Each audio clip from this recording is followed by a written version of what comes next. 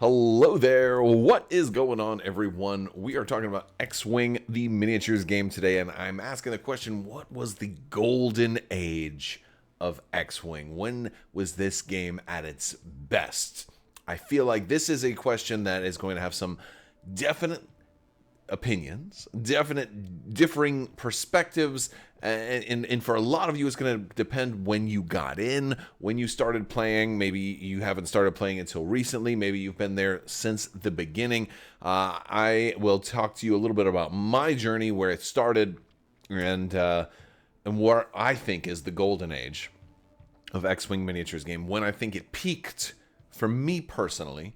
And why I think that. And I'm curious if you agree with me. If not, I want to hear what you think was the golden age of X-Wing miniatures game, because for me it's pretty clear. But I definitely think there's going to be some differing perspectives on this. I want to hear your thoughts, and if you agree, or partially agree, or completely disagree with me, down in the comments section below. Plus, we are still doing the 12 Days of Life Day. All throughout December, we are doing 12 separate giveaways. If you want to have a chance to enter to win any of these, you just have to be a subscriber and leave a comment on this or one of my videos. It's as simple as that. So, let's jump right into it.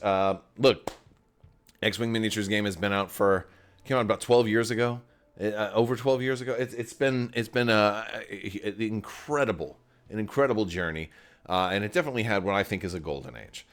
This was my first miniatures game. This was my first Star Wars tabletop game. This is the game that got me into everything. But where did it all start for me? Started on my birthday, about 11 years ago, somewhere around there. I was sitting around and I was watching Tabletop with Wil Wheaton, and they were playing X-Wing, and this was after the second wave of X-Wing had come out. There was the Millennium Falcon, there was the Slave One, there was an X-Wing, there was TIE Fighters. It was a beautiful experience. By the way, if you guys have ever seen Tabletop, again, Wil Wheaton used to put this show on. This was an amazing show. This was like the first tabletop gaming show I ever saw. I fell in love with it, and I think it's done to a standard that is still unmatched today as far as entertainment and quality. There was definitely rules mistakes made in this video. As I became more and more familiar with the game, I come to highlight those. But those rules mistakes are now something that I feel are kind of beloved. I'll rewatch this every once in a while because it's just so entertaining. They do such a great job with this game, and I don't care about the rules mistakes. I got nitpicky at one point, but I come back and I was like, it doesn't matter, because what matters is they were having fun. They showed this game off. This was probably the best advertising that Fantasy Flight ever had, in my opinion. And it was the best. I think this was the best advertising that X-Wing ever had. They did such a great job of playing this game and having so much fun doing it. And this is, to me, what miniatures gaming and tabletop gaming is all about. It's sitting around the table, rolling dice with your friends, and making new friends, and laughing and making Star Wars puns, and just having a great time. This was just peak gaming in a video, despite the rules, inconsistencies. So this caught my attention, and I said, wow, this is amazing. Look at those miniatures. I remember Micro Machines back in the day. These put those to shame. They're pre-painted. It's just beautiful. I've got to get into this. I can still taste that feeling of like, wow, what is this? What is this? I got to go down the rabbit hole. The excitement was contagious, and it's one of those, I haven't had too many moments. I think as I get older in life, there's less things to get really thirsty excited about. There's a few, but they're few and far between. But this was a big one, and I relish that memory of, and so rewatching this video it brings me back there. So Wil Wheaton, if you ever see this, you inspired this channel, and you've changed my life with your show, but specifically with this episode. My goodness, man, you freaking awesome. Well done. Amazing. So let's move forward. So I jumped in. I jumped into X-Wing. I picked up the starter. I picked up the Millennium Falcon. I picked up the Slave One. And little by little, each paycheck, I'd start picking up an extra ship. Wave 3 had just come out. This was a great time. I was having an absolute blast. The B-Wing was always my favorite ship in Star Wars. And so I picked up B-Wing. I think I picked up 2 B-Wings. I eventually got like 4 B-Wings. Loved them. I was getting multiples of everything. I even got multiple HWKs, which never really made much sense. I never understood why I wanted multiple HWKs. But one of the cool things is in the early waves of X-Wing, again, still haven't hit the golden age, but this is part of it for me. They were doing EU content. They were doing the Legends content. It was awesome. I had the Hawk 290.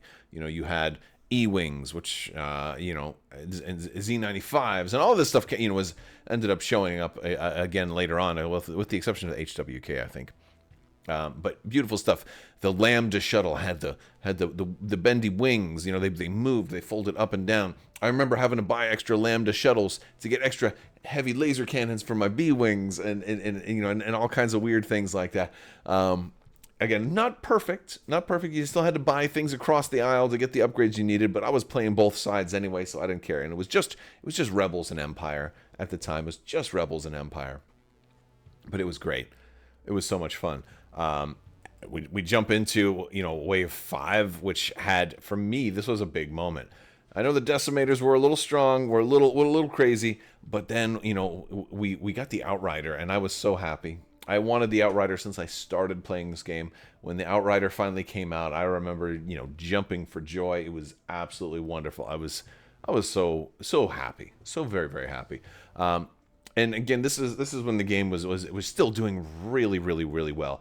At this point, we were playing every Sunday at my local game store. I was playing up at Sci-Fi City. We were playing every Sunday. Loads of people would come out. You didn't have to predetermine games. You would just show up on a Sunday, start unpacking your stuff. People would just be wandering in the store ready to play. We're like, you want to get a game? Okay. If you came in and there was no game for you, just wait 5 minutes. Somebody else will come in. You pair up with them and play a game.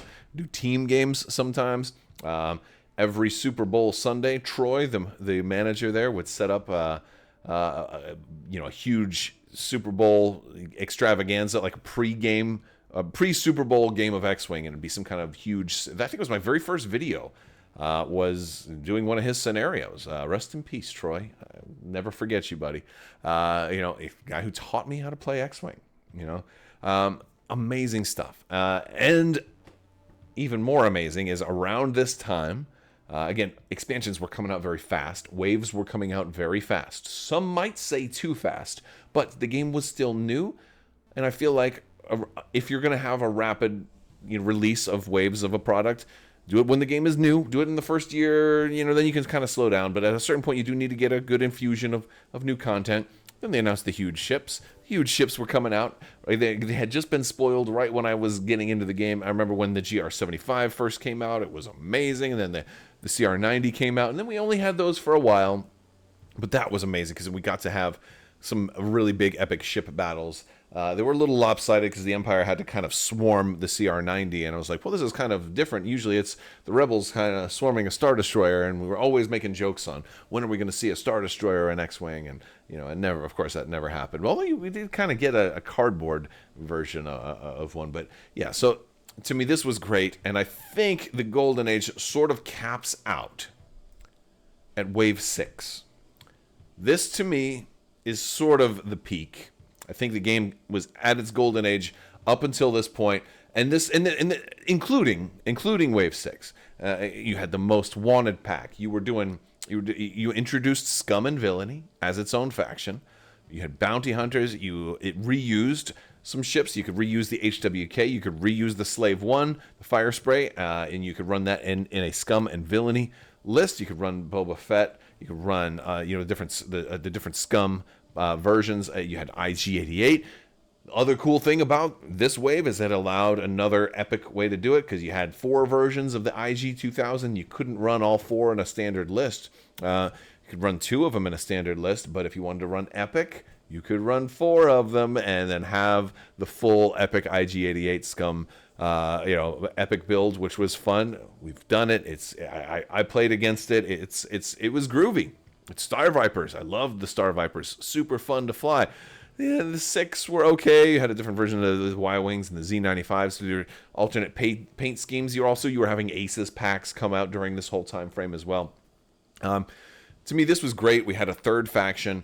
And also, one of the things I liked a lot about Wave 6 is it had nothing new for the Rebels and the Empire. And so it was a chance for like Rebels and Empire to kind of catch their breath. They had been getting rapid content for a while, and it was starting to slow down a little bit. Because Wave 5, before, it was only those 2 ships. Up to Wave 4, X-Wing was like very, very rapid releases. Lots of new stuff, at least 4 ships in a wave. I remember when like Wave 4 came out, I was like going to the store. I'm like, all right, give me like 3 of everything or 4 of everything. Walking out with 2 giant bags and like hundreds of dollars on my credit card. I'm like, boy, that was an expensive release day. I hope we don't get these every month. New waves every month. So then with 5, it was just 1 new ship for Rebels, 1 new ship for Empire. It was a smaller wave. And then Wave 6, it didn't have to buy anything else for Rebels and Empire. So it was like a chance to catch your breath. And then like, hey, I bought all this stuff. I haven't played all the lists I already have. I still wanted to run, all B-Wings. Or I still wanted to run like A-Wings and B-Wings. Or I wanted to run A, B, X, Y, or stuff like that. Or Han Shot First. Or TIE Fighter Swarm. Or Interceptors. And all this other cool stuff. So also, the competitive meta, there were some things that were very strong. There Phantoms, Whisper, was strong, but nothing was absolutely like you had to run this. I feel like it was still a largely an everything goes. There were a lot of different competitive metas to run. There were a lot of different competitive attitudes to bring to the game, and even a semi-competitive and partially casual list could still go very, very far. You could still top 8 in a lot of tournaments, top 4 in a lot of tournaments. There was a lot of everything goes, and I loved that. You could just bring whatever you wanted; it would do great. Player skill was really the more important thing. I feel like the game was wonderful, and it was fun. Even losing felt great. Playing a good game was quick and it was fun. You'd have a great time playing. To me, this was the golden age. I feel like it started to go downhill after Wave 6. There were things that were introduced, after Wave 6. I think Wave 7 brought about twin laser turrets. And there had always been some things in this game that weren't fun. If somebody ran only Y-Wings with ion cannons and they could just fly your ships off the board, again, not fun. There's things like that could happen, but usually that didn't happen, right? For the most part, there were, it was like an anything goes. Just build whatever you want to fly. It'll be thematic, it'll be fun, and it'll probably do really well. And I feel like things started to get bad after Wave 6. Wave 6 was, to me, the golden age. Between waves like 3 and 6, somewhere in there, it was just this golden time period for me, because that's when I started. I didn't get in when the game first launched. I came in like when Wave, Lambdas and B-Wings had just come out. That's when I got in. I think it was Wave 3. So that's my take. I'm curious what you guys think, because also then I think it was like after Wave 7, I think it was Wave 8 when we got the Jump Master. I think that was really the beginning of the end for X-Wing. When we got the Jump Master, there was a lot of things that were missed, I think, in playtesting, and I also feel like expansions and waves were coming out very, very frequently. I think there was probably a lot of pressure. I think this was around the time that Asmodee bought Fantasy Flight also, and maybe that corporate pressure was there and was kind of saying more, this game is fire, it's selling like crazy, keep going, more and more and more.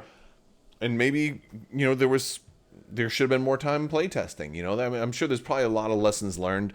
This was Fantasy Flight's first like massively runaway successful hit, and of course there were mistakes made along the way. Eventually, you started seeing like negative point cost cards and fixes to things, and like, well, we have to put this, but this fixes this, a T65 only swivel things, so you can actually run X-Wings and X-Wing and stuff like that.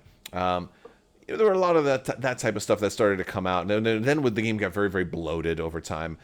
Multiple core sets, and then when they did the blue Force Awakens core set, it was also like they were really rushing to get that out, and they didn't have anybody's name from the movie except for Poe Dameron.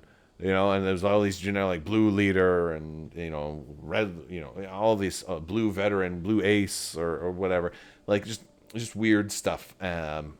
It started to feel very rushed after a point, and then second edition came out, and it did fix some things, and I think a lot of people really, really liked X-Wing second edition. I had some issues with second edition because I was like, if you're gonna do this whole new edition, you still had these little pilot chits, and I had to have the right one for my particular pilot, even though everybody had the same arcs. Like all the firing arcs were printed on every single base. All you needed was one small base, one medium base, and one large base per instance of each ship that you were using. You could have had completely generic bases without any numbers on them, and it still would have worked, because you still have to mark your ship with the target lock token. And then, then there were other little things. They had the colored kits for X-Wing, so you could like, all my guys in green, all my guys in orange. And they never did that for second edition, even though they introduced a medium base, and then so it killed a lot of the customization. There were a lot of mistakes, I think, made with the way they did second edition as well. And then but the game was still fun. But when second edition came out, I was starting to play less and less and less. And then we went to AMG, and then AMG just took a sledgehammer to the game and completely destroyed it, as far as I'm concerned. I don't play X-Wing anymore, and I look back, I'm like, if I ever did, it would want to be more like a 1.0, or maybe, I don't necessarily dislike playing in second edition. It was just like they could have made it even better. It felt like a missed opportunity. Second edition was still fun. And I'll still play sometimes in like fly casual and online a little bit, but it's the magic was gone. So it's interesting to me, because I think when I look at the golden age of X-Wing, when I look at it, it tells me about like new games when they're coming out, lessons learned, like and I'd love to be able to say, talk to like, from an X-Wing perspective, talk to the people that worked on it and be like, what would you have done differently from the beginning? I know there's all kinds of things, like the HWK should have never had an attack value of 1, and there's a lot of little things that we've heard, little lessons learned like that over time. And it's interesting seeing new games like Star Trek Into the Unknown come out by people who worked on this and Armada and other games, and apply other lessons learned, not wanting stuff to come out too quickly. But at the same time, I do want a lot of stuff to come out in the first year or so, because, like, again, I loved getting up to that wave 3, wave 4 point where I've got a lot of options to develop new lists, and I can try a lot of different things instead of having to run the same 3 ships over and over again. But at the same time, I don't want to have like 40 ships within the first year or two. So, I like the idea of ramp up, have a bunch of different expansions within 6 months to 18 months, and then start slowing down to maybe one drop a year or something like that. As long as the support is there, the OP support is there, then the communication's there, and people are, you communicate that that's what you're doing, and I think that definitely works. And with Armada, it was, they didn't quite fit the bill there. There was some delays and certain things got slowed down. But X-Wing had such fast, rapid releases at the beginning, and it was exciting when the game was new. And I didn't feel overwhelmed because I had so little at the very beginning, that the rapid releases were really exciting. But after a while, it got to be too much. Like, oh my gosh, more. Oh, there's another wave coming. Oh my god, and again, people were like, my wallet, my poor wallet, you're dropping way too much stuff. So that's my thoughts for the golden age of X-Wing.